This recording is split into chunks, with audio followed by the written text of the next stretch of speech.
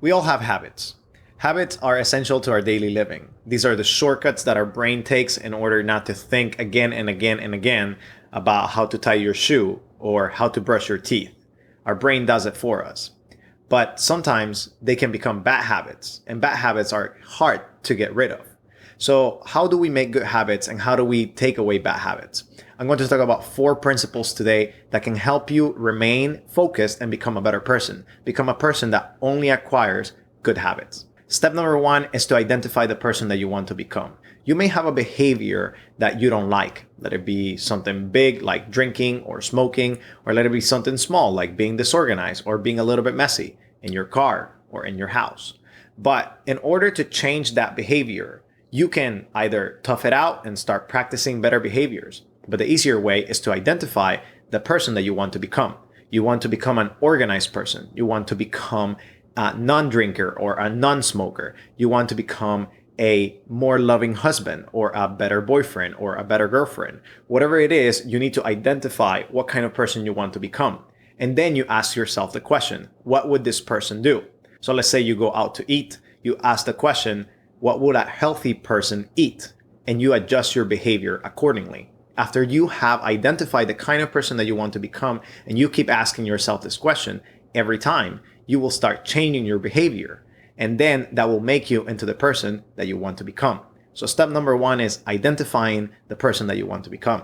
Step number 2 is be aware of your habits. We all do different things in different ways, and we all have different priorities. So a bad habit for you may be a good habit for me. It depends on the kind of person that you want to become.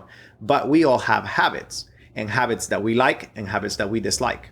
The thing with habits is that they are automatic most of the time. So we are not aware of them. So when we become aware of these habits, it is easier for us to correct and to say, this is not aligned with my priorities.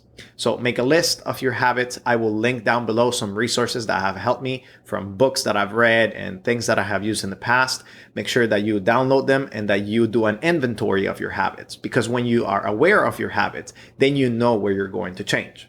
Step number 3 is to make a detailed plan. Most New Year's resolutions, most new habits that we try to form, they do not work because our plans are vague. We say things like, I want to read more, I want to exercise more, I want to learn a new language, I want to travel more. But we never say time and place in order to build those new habits. That's why we have to make a detailed plan. So for example, if you're trying to lose weight, you're going to say something like, I will exercise in my home gym at 5 a.m. every day, or Monday, Wednesday, Friday. The more detailed the plan, the more you will stick with your habit. And again, going back to the person that you want to become, you're always going to ask the question, what would a healthy person do?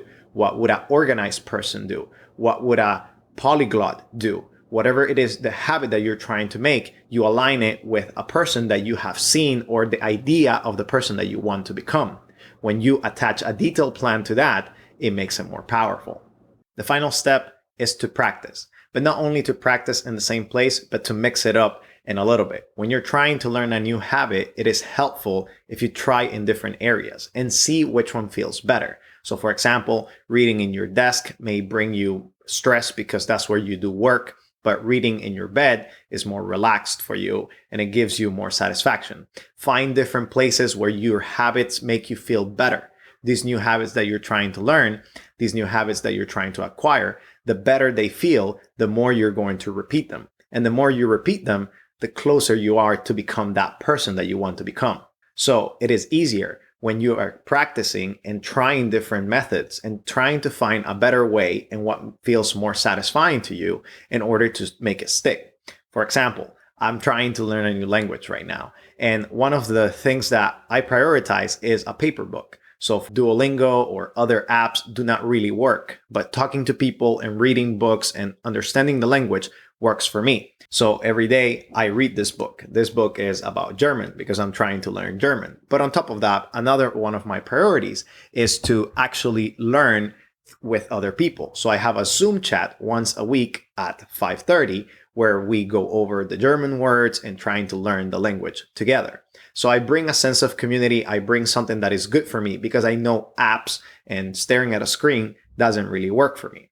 You need to find what works for you. You need to make it stick. So I'm going to summarize again what are the 4 things that I do to learn new habits. The first thing is to identify the person that you want to become and to ask what that person actually does. Number 2 is to be aware of the habits that you're doing, the good ones and the bad ones according to your priorities. Number 3 is to create a detailed plan. And number 4 is to practice and find new ways that it rewards you or that it makes you feel satisfied. Once you have done those, you're in your journey to create a new habit. I hope you enjoyed this video. Make sure to drop a comment below. And if you want any of the resources that I've been using to learn new languages, to create new habits, they will be in the description down below. Thanks for watching, and I'll see you in the next one.